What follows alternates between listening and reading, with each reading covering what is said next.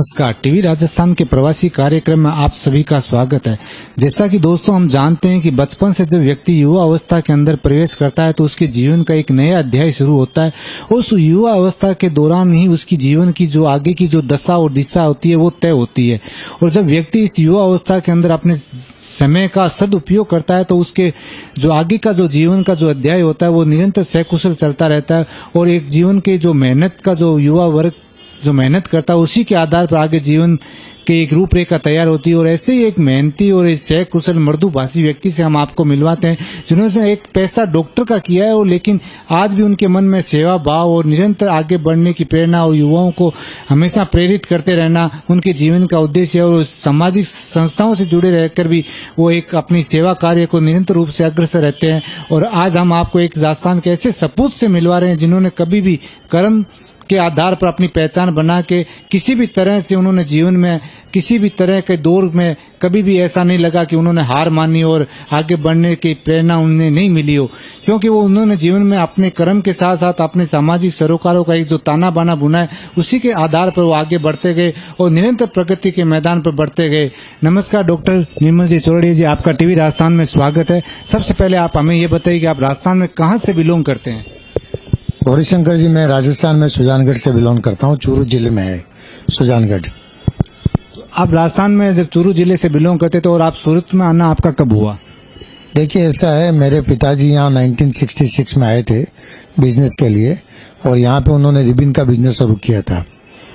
मैं तो यहाँ पे एक बार 1968 में आया, 8th स्टैंडर्ड की परीक्षा देके आया था, छुट्टियों में आया था कुछ दिन के लिए।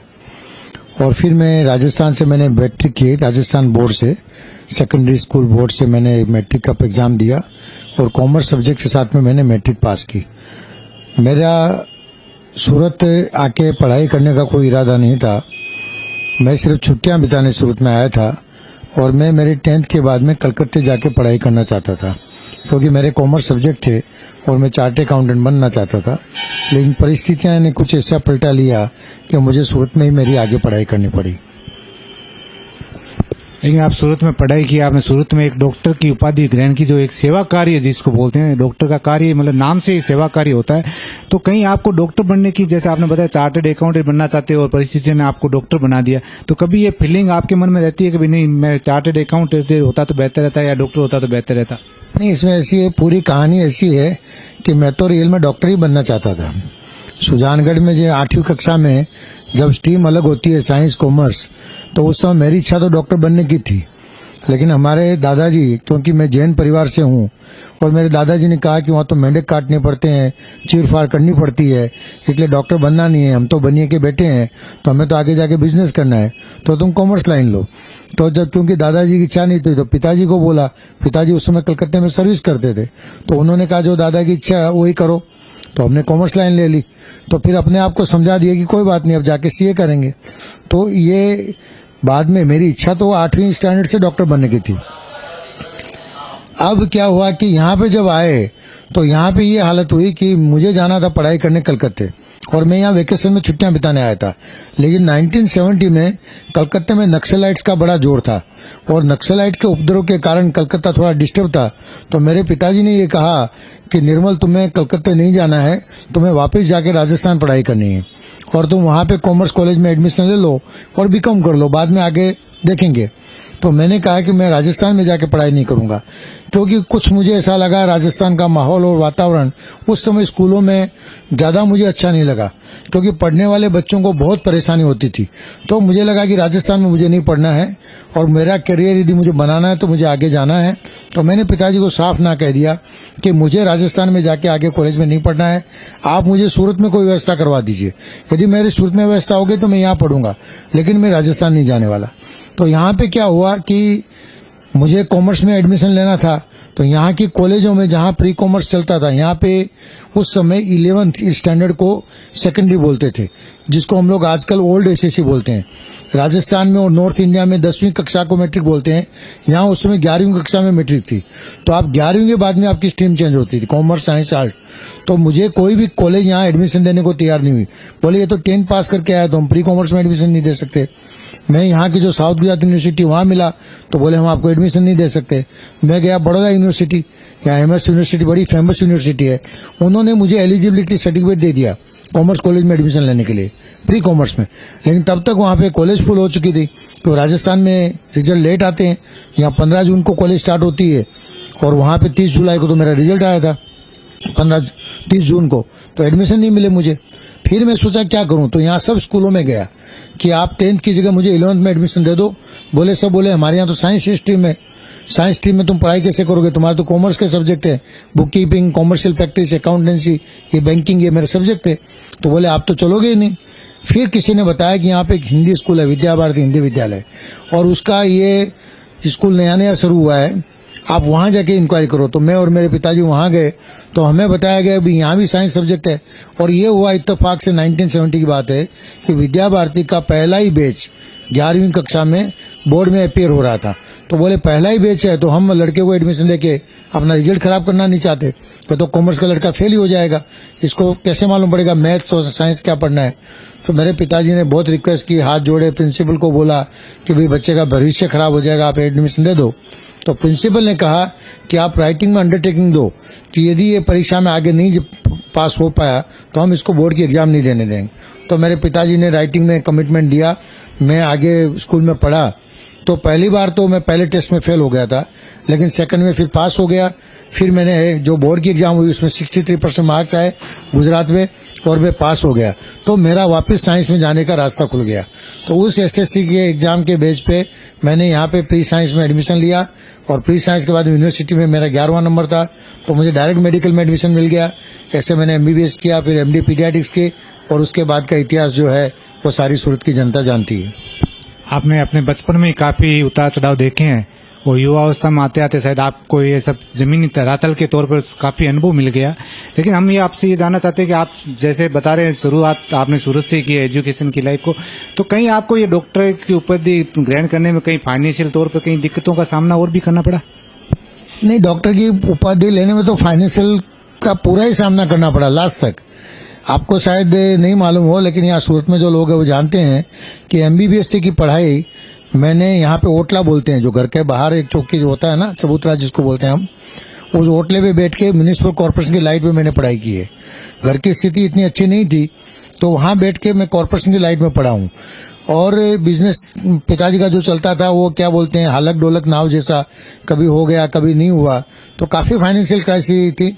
लेकिन क्योंकि अच्छा विद्यार्थी होने के कारण मेरे पास स्कॉलरशिप थी, 50 रुपये महीने की स्कॉलरशिप मिलती थी, तो उससे मेरा खर्चा निकलता था। और ये भी अच्छा था कि सरकार की फीस बहुत कम थी, 250 रुपये हमारी फीस लगती थी 6 महीने की मेडिकल कॉलेज में, तो उससे पढ़ाई हो गई। फिर सहयोग मिलता रहा, समाज का सहयोग मिलता रहा, और उसी सहयोग से आगे गए। आर्थिक स्थिति तो ये मानिए कि जब से मैंने एमडी पीडियाट्रिक किया, उसके बाद में अपना अस्पताल स्टार्ट किया, तो आने वाले 3-4 साल तक काफी स्थिति कमजोरी रही। आपने मेहनत की, लगन की, उसी के बेस पर आपने आज ये जो एम्पायर बनाया है वो सबसे बेटर एम्पायर है। लेकिन हम आपसे ये पूछना चाहते हैं कि जो आपने यहाँ पे सेवाओं का योगदान, जैसे आपने कहा समाज के तौर पर आपको काफी हेल्प मिली है, तो आप यहाँ पे कौन कौन सी सामाजिक एक्टिविटियों से जुड़े हुए हैं? जो राजस्थान की यहाँ काफी संस्थाएं चलती है, उनमें आप किन किन संस्थाओं से जुड़े हुए हैं? देखिए, ऐसा है कि मैं तो जिंदगी में एक ही बात समझा हूँ, और आज भी आपको भी, आपके दर्शकों को भी बताना चाहता हूँ, और यहाँ पे मेरे बहुत से सेमिनार होते हैं, बहुत सारे टीवी इंटरव्यू होते हैं। मैं एक ही बात बोलता हूँ कि हर मनुष्य के जीवन का उद्देश्य सिर्फ एक ही है कि सेवा करना। चाहे वो डॉक्टर है, चाहे इंजीनियर है, चाहे प्लम्बर है, चाहे इलेक्ट्रिशियन है, चाहे बिजनेसमैन है, हम अपना अस्तित्व बिना दूसरों की सेवा लिए टिका नहीं सकते, और हमें भी सेवा देनी ही पड़ेगी। तो ये उद्देश्य से क्या होता है, सेवा कुछ प्रत्यक्ष रूप से होती है, कुछ परोक्ष रूप से होती है। डॉक्टर हूँ तो पेशेंट को देखना और मरीज को ठीक करना, वो मेरी डायरेक्ट सेवा है, प्रत्यक्ष। और डॉक्टर के अलावा बाहर निकल के समाज को जहाँ जरूरत होती है वहाँ जुड़ना, जिन बहुत सारी संस्थाएं हैं जिसमें जुड़े, बहुत सारा काम किया। यहाँ हमारे जितने भी मेडिकल एसोसिएशन है, सब में मैंने जो मेरे से बेस्ट हो सकता था वो किया। राजस्थान परिषद करके यहाँ पे संस्था है, उसका भी मैं फाउंडर मेंबर हूँ, वहाँ पे भी बहुत सारी एक्टिविटी होती है। यहाँ गुजरात की और सूरत की बहुत सारी संस्थाएं हैं जिनसे जुड़ा हुआ हूँ। तो ऐसे क्या है, जब संस्था है। और दूसरी बात ये थी, संस्था कोई है या नहीं है, ये संस्था का प्लेटफॉर्म मिला या नहीं मिला, उसका कभी ये नहीं किया कि वो होना चाहिए। अपने को जब जरूरत पड़ी बाहर निकल जाओ, जो सेवा कर सकते करो, जो थोड़ा बहुत कंट्रीब्यूट कर सकते हो समाज के लिए करो, वो करने की पूरी कोशिश की। आप राजस्थान में काफी कम रहे हैं, तो आपको राजस्थान का कहीं कल्चर या सूरत के कल्चर में कोई अंतर दिखाई देता है? देखिए, बेस्ट पार्ट आज जो सूरत और गुजरात का क्या है कि सूरत, गुजरात और राजस्थान कल्चर ऑलमोस्ट सेम है।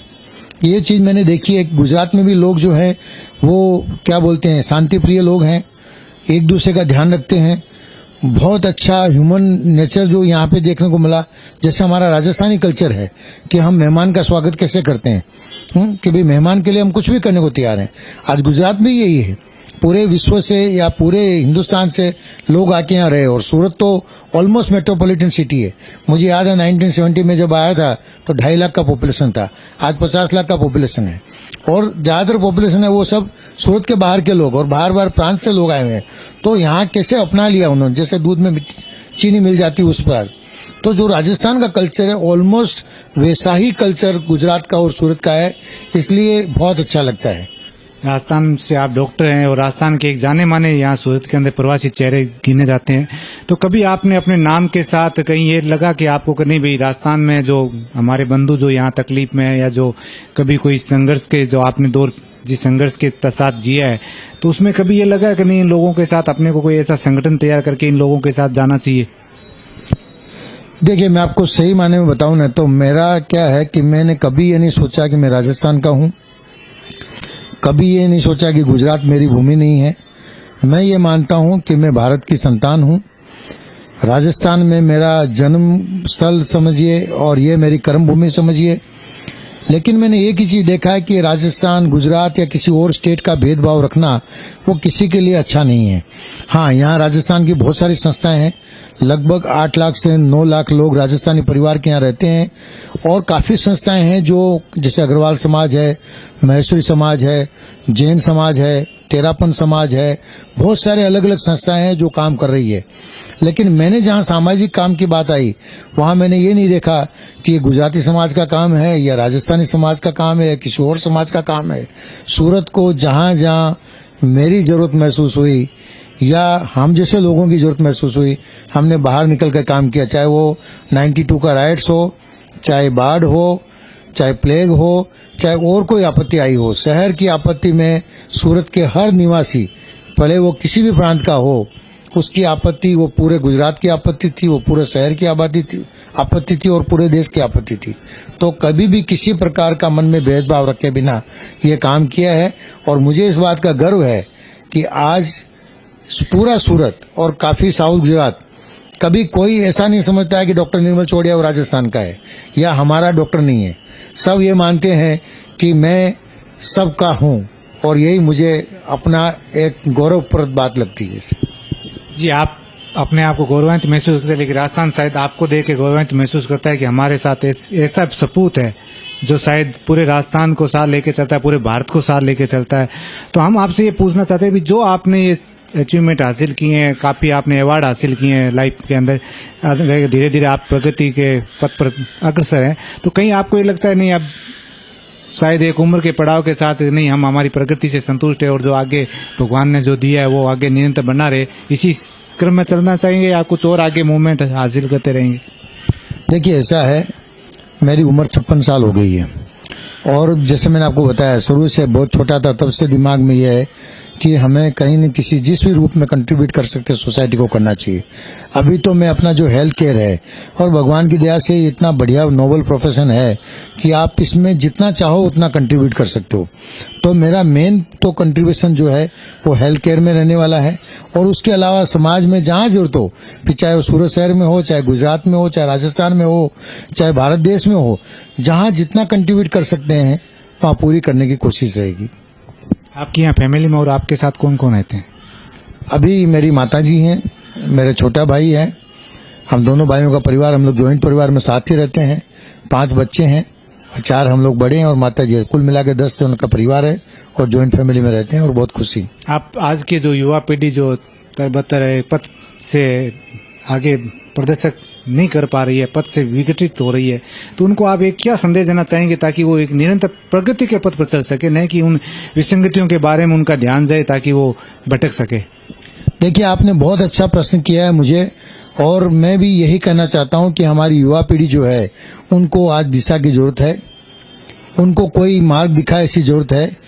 मैंने बहुत सी जगह जहां भी पब्लिक प्लेटफॉर्म से पार्टिसिपेट किया है, मैंने विद्यार्थियों को देखा है कि वो कंफ्यूज हैं, उनको ये समझ में नहीं आ रहा कि हम क्या करेंगे, क्योंकि इन्फॉर्मेशन इतनी ज्यादा अवेलेबल है कि वो इन्फॉर्मेशन से क्या ढूंढना चाहिए, उनको क्या जरूरत है वो नहीं समझ पा रहे हैं। नॉलेज चारों ओर से आ रहा है, लेकिन कौन से नॉलेज को कैसे उपयोग करें वो समझ में नहीं आ रहा है। अपॉर्चुनिटी पहले से बहुत ज्यादा है, तो अपॉर्चुनिटी इतनी ज्यादा है कि आदमी बच्चा जो है कंफ्यूज हो रहा है कि मैं ये करूं या ये करूं।